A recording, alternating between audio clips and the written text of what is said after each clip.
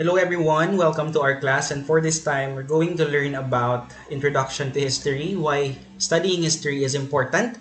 Okay, and as a Gen Z, what is your overall impression of the entire Philippine history based from what you've learned in your formative and school years?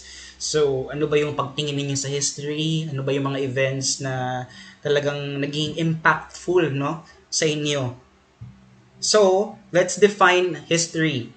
History, by its discipline, studies the chronological record of events as affecting a nation or people. This is based on a critical examination of source materials and usually presenting an explanation of their causes. So, it's more of tallying the events, what happened to us, what happened to a specific country, to a specific place. We also have local history and national history. But in this course, we're going to focus more into Philippine history. So, how the Philippine archipelago is created, no? It was formed 50 million years ago by through volcanic eruption. So, alam naman natin na sa country natin marami tayong volcanoes, 'di ba? About 30,000 years ago, the earliest inhabitants had then arrived from Asian mainland, which perhaps over land bridges built during the ice ages. So, talagang descendants talaga natin are Asians. No? And meron din tayong hawig sa mga Malaysians, Indonesians, sometimes Chinese, 'di ba? So, originally talaga, um, meron talaga tayong descent, no, from Chinese, because it was the 10th century AD wherein coastal villagers welcomed Chinese commerce, which is followed by Muslim traders from Borneo. Okay? So take note of that one. The early inhabitants of the Philippines were Mongoloid descent, which are predominant today. So take note of this. Okay? So ito yung hawig din natin, or ito yung paano daw tayo, ano yung mga features natin. Kaya ganito yung isang Filipino, isang typical na Filipino. Pero later on may mga iba't iba ng mga sagol, or may mga iba't iba ng mga mixture, no, ng mga lahi, no. Mayroon ng mga Spaniards, Filipino, American Filipino, no. Kaya naging mas diverse pa, no, yung ating descent, no. The gradual spread of Islam from Borneo into the central and northern islands was interrupted by the arrival of the Spanish Christians. So take note of this one. It was Spain who colonizes us that introduced Roman Catholicism. Okay? Pero originally talaga, our religion is Muslim, no? Or Islam, no? Islam. And nasakop lang talaga tayo ng Spain, at mas dumami yung Christians or Catholics. Okay, just a summary of the Philippine history and the main periods of Philippine history. The Philippines is named after King Philip II of Spain, and it was a Spanish colony for over 300 years. And today, the Philippines is consisting or composed of 7,000 islands. However, it was believed that during the last ice age, they were joined to mainland Asia by a land bridge, which enables human beings to walk from there. So take note of this one. And just to reiterate, this is the reliable records of the four main periods of Philippine history. We have the Spanish rule or Spanish regime, which transpired 1521 to 1898. We have American rule, followed siya by after, no, parang binenta tayo, no, to American colonizers, no.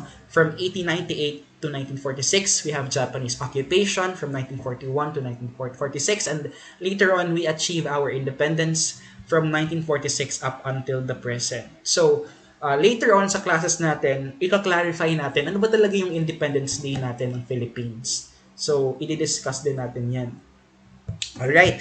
So, let's proceed now to information about the Philippines.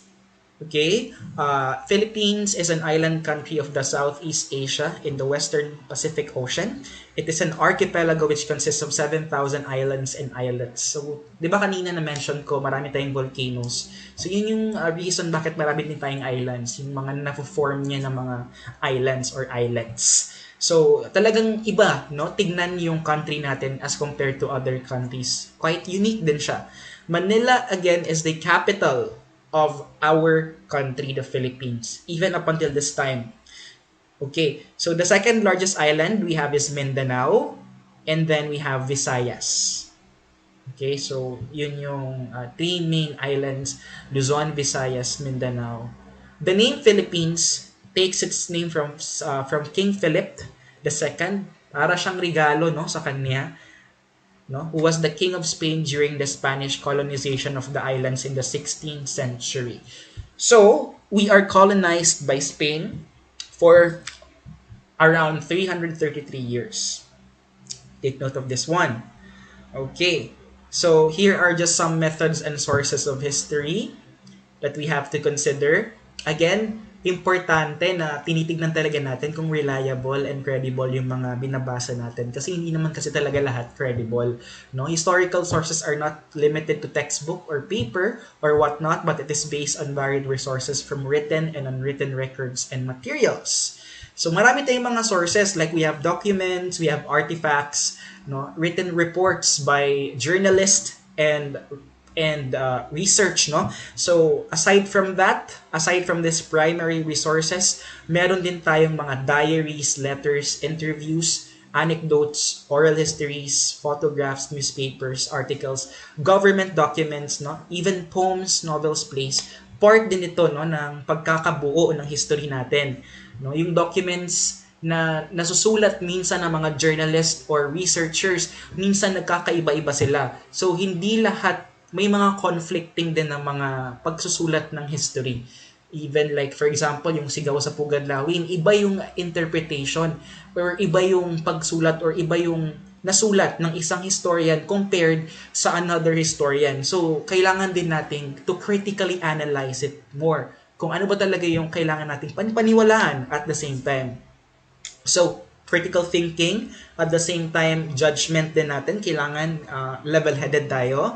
Hindi lang basta-basta naniniwala tayo kasi may mga fake news din minsan, no? So, madali na siyang mag-scattered ngayon, especially with the time of the pandemic. I mean, with the time of this social media. Okay? So, yun, maraming kailangang tignan, no? Kailangan we have to be really critical in our judgment in viewing these sources of information. Okay. We have the term pseudo-history. So, ang pseudo-history is a negative form of history wherein it attempts to distort or misrepresent the historical record. So, merong layunin ito na talagang gusto niyang baguhin ang talagang nangyari, no? So, for example, may mga iba't ibang journalists na iba yung tingin nila during Ferdinand Marcos administration. May mga journalists din na who see his administration as really good, no? May iba't iba ding mga journalists na hindi rin sila makapag-decide or somehow nasa middle ground sila.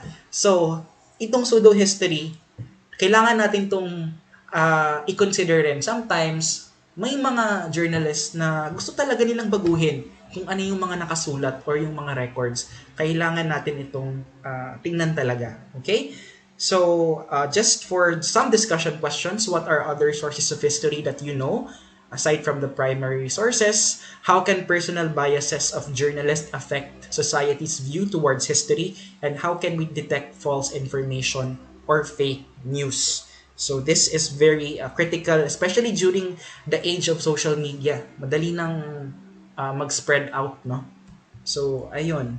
Thank you so much for listening, guys. I hope you've learned something from this discussion. See you soon, and goodbye.